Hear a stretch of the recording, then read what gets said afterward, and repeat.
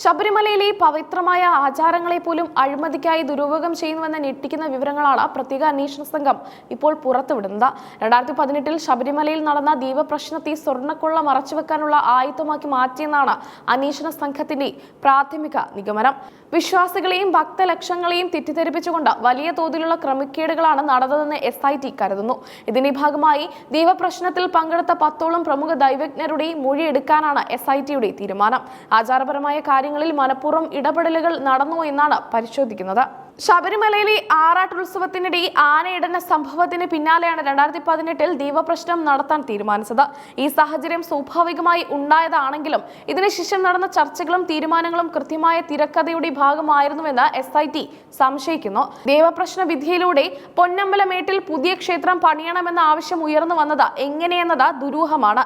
അതീവ സുരക്ഷാ മേഖലയായ പൊന്നമ്പലമേട്ടിൽ ഇത്തരമൊരു നിർമ്മാണം ആരുടെ താല്പര്യമായിരുന്നു എന്നതിൽ SIT വിശദമായ പരിശോധന നടത്തും. ഇതിന് പിന്നിൽ പ്രവർത്തിച്ച നിഗൂഢ ശക്തികളെ കണ്ടെത്തുകയാണ് ലക്ഷ്യം.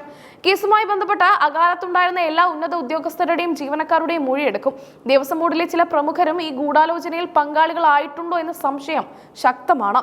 കൃത്യമായ ആസൂത്രണത്തോടെയാണ് സ്വർണം കടത്തിയെന്നാണ് SIT വിലയിരുത്തുന്നത്. അതിനിടെ കേസിൽ കേന്ദ്ര ഏജൻസിയായ എൻഫോഴ്സ്മെന്റ് ഡയറക്ടറേറ്റും ഇടപെട്ടിരിക്കുകയാണ്. സ്വർണ്ണക്കൊള്ളയുമായി ബന്ധപ്പെട്ട സാമ്പത്തിക ഇടപാടുകളെ കുറിച്ച് അന്വേഷിക്കാനാണ് EDയുടെ നീക്കം. കേസിലെ പ്രതികളുടെ മൊഴിപ്പകർപ്പുകൾ ആവശ്യപ്പെട്ട് ED SITക്ക് ഔദ്യോഗികമായി കത്തയച്ചു കഴിഞ്ഞു. കേസിലെ മുഖ്യപ്രതിയായ ഉണ്ണികൃഷ്ണൻ പൂച്ചിയുടെ മൊഴിയാണ് ഇതിൽ ഏറ്റവും പ്രധാനം. ഉന്നതരായ പല വ്യക്തികളുടെയും പേരുകൾ ഈ മൊഴിയിൽ പരാമർശിച്ചിട്ടുണ്ടെന്നാണ് വിവരം. ഈ വിവരങ്ങൾ ലഭിക്കുന്നതോടെ രാഷ്ട്രീയ ഭരണ രംഗത്തെ പ്രമുഖരിലേക്ക് അന്വേഷണം നീളാൻ സാധ്യതയുണ്ട്. എന്നാൽ EDക്ക് മൊഴി പകർപ്പുകൾ നൽകുന്ന കാര്യത്തിൽ SIT ഇതുവരെ അന്തിമ തീരുമാനമെടുത്തിട്ടില്ല. കടുത്ത നിയമവശങ്ങൾ പരിശോധിച്ച ശേഷമേ മൊഴി കൈമാറൂ. ഇക്കാര്യത്തിൽ സർക്കാർ തലത്തിലുള്ള നിയമ ഉപദേശം തേടാനാണ് അന്വേഷണ സംഘത്തിന്റെ തീരുമാനം. അന്വേഷണത്തിന്റെ അതീവ രഹസ്യ സ്വഭാവം കണക്കിലെടുത്ത SP S ശശിധരനാണ് നിർണായകമായ മൊഴി വിവരങ്ങൾ നേരിട്ട് കൈകാര്യം ചെയ്യുന്നത്. വിവരങ്ങൾ ചോരാതിരിക്കാൻ കടുത്ത ജാഗ്രതയാണ് സംഘം പുലർത്തുന്നത്. പല ഉന്നതരുടെയും ഭാവി ഈ മൊഴികളിൽ തൂങ്ങിയാണ് കിടക്കുന്നത്. ഇത്രയേറെ വിവാദമായ കേസായിട്ടും അന്വേഷണ സംഘത്തിന് ഇതുവരെ കുറ്റപത്രം സമർപ്പിക്കാൻ കഴിഞ്ഞിട്ടില്ല എന്നത് വലിയ വിമർശനങ്ങൾക്ക് വഴിവെക്കുന്നുണ്ട്. കേസ് രജിസ്റ്റർ ചെയ്ത 3 മാസം പിന്നിട്ടിട്ടും കുറ്റപത്രം വൈകുന്നത് പ്രതികളെ സഹായിക്കാനാണെന്ന ആരോപണവും ഉയരുന്നുണ്ട്.